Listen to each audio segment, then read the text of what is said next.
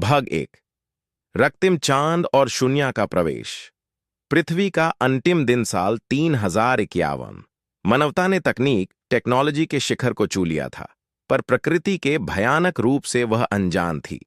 दोपहर के समय अचानक आकाश का रंग बदलने लगा। सूरज की रोशनी फीकी पड़ गई और चांद, जो हमेशा शीतलता देता था, वो अचानक बड़ा होने लगा। चंद धरती के इतने करीब आ गया कि उसकी गुरुत्वाकर्षण शक्ति, ग्रेविटी, ने समंदरों को निचोड़ना शुरू कर दिया। पानी का स्टार, वाटर लेवल, गिरकर महज 30% रह गया। धरती की परत फटने लगी और बड़े बड़े शहर मिट्टी में मिल गए। लाल लावा और चीखती मानवता। जमीन के अंदर से निकालने वाला लावा कोई साधारण नारंगी लावा नहीं था।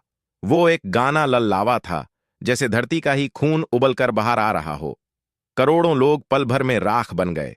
जो बचे, उनके कानों में सिर्फ एक ही ध्वनि गूंज रही थी, चांद के बदलते रंग की।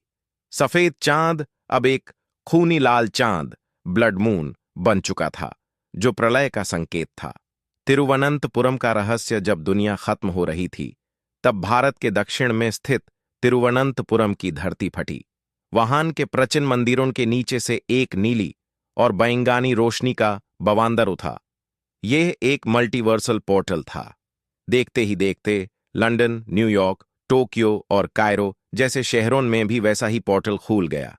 बचे हुए लोग, जिनमें दार और उम्मीद दोनों थी, उन पोर्टल्स की तरफ भागे।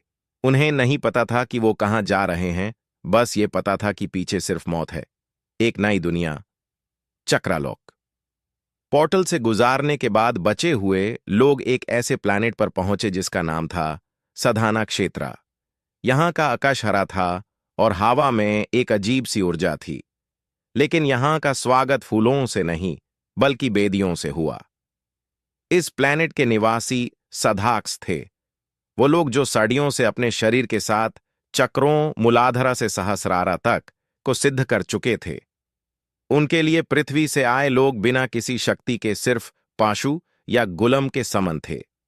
गर्भ में पलती शक्ति। इसी गुलामी के बीच एक गर्भवती महिला, जिसका नाम सुमित्रा था, एक पत्थर की खड़न में काम कर रही थी। वो कमजोर थी, पर उसके पेट में पल रहा बच्चा असाधारण था।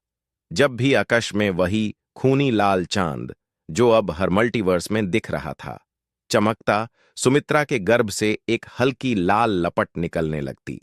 वह बच्चा मां के खून से नहीं, बल्कि उस लाल चंद की रेडिएशन और कॉस्मिक एनर्जी से पल रहा था। मल्टीवर्स का भविष्य अभी जन्म नहीं था, पर उसने अपनी पहली सांस मां की कोख में ही खींच ली थी। भाग 2। रক্তিम जन्म और शून्य का आशीर्वाद।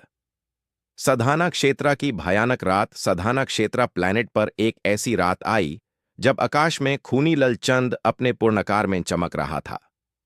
इस प्लैनेट के क्रूर शासक, जिन्हें चक्रा सम्राट कहा जाता था, अपनी शक्तियों का जश्न मना रहे थे।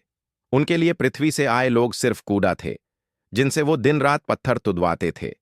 सुमित्रा, जो अब दाढ़ से करह रही थी, एक अंधेरी गुफा में अकेली थी।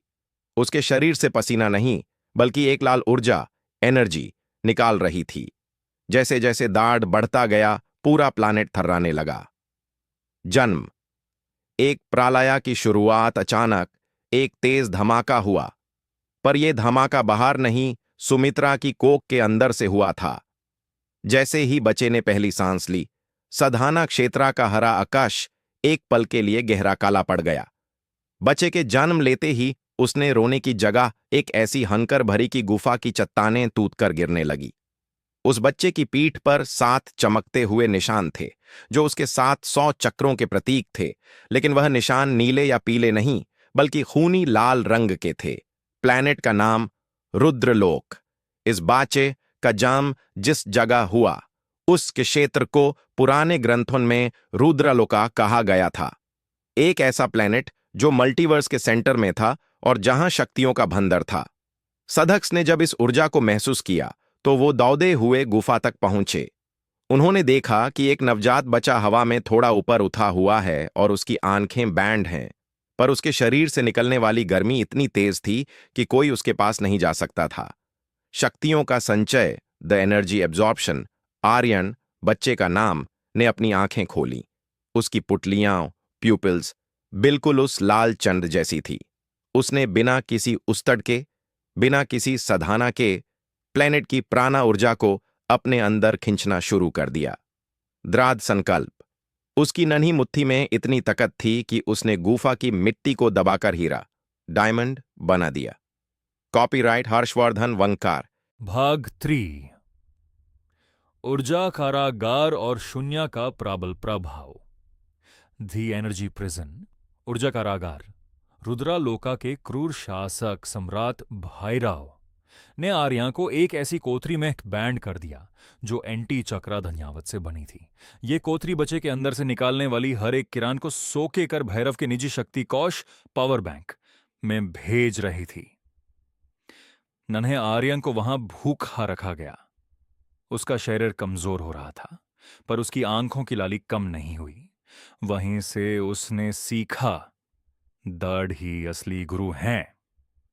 मां का धिक्कर और पहला जख्म। जब सुमित्रा, आर्यन की मां, को पता चला कि उसके अपने ही भाई ने उसके बच्चे को बेच दिया है तो उसका दिल टूट गया।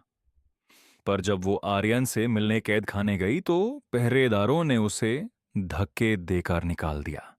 उसके अपनों ने उसे दयान और अशुभ कहकर पुकारा, क्योंकि उसने एक ऐसे बच्चे को जन्म दिया था जो विनाश का प्रतीक था। यह सुनकर नान्हे आर्यन के अंदर पहली बार घृणा, हेट्रेड पैदा हुई, और इसी घृणा ने उसके मणिपुरा चक्र, सोलर प्लेक्सस को जागृत कर दिया, जो आग और शक्ति का केंद्र है। शक्ति का level up, the devouring void, रक्तभक्षक। कायड में रहते हुए आर्यन ने एक अनोखी चीज देखी। वो मशीन उसकी शक्ति खींच रही थी, पर आर्यन ने अपनी सांस रोककर उस प्रोसेस को उल्टा, रिवर्स वरंग कर दिया। उसने मशीन के अंदर पहले से जमा सधक्स की पुरानी ऊर्जा को ही वापस खींचना शुरू कर दिया। जब वो 5 साल का हुआ, उसने उस एंटी चक्र कोठरी की दीवारों को अपने नंगे हाथों से मोम, वैक्स की तरह पिघला दिया। द ग्रेट एस्केप, रक्तिम तांडव। जिस रात आर्यन बाहर निकला, रुद्रालोका का एकश फिर से लाल हो गया। उसने सबसे पहले अपने उस मामा को ढूंढा जिसने उसे धोखा दिया था।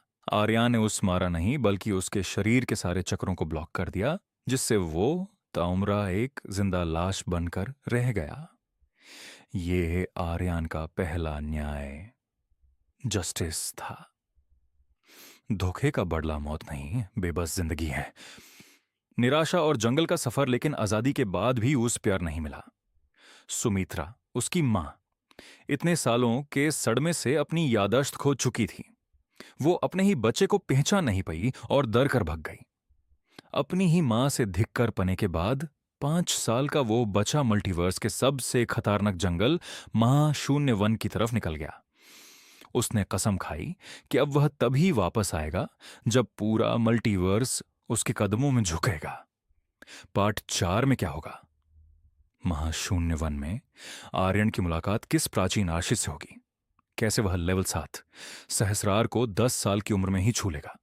और वह प्यार जो उसकी सबसे बड़ी कमजोरी बनने वाला है, वह उसे कहां मिलेगा?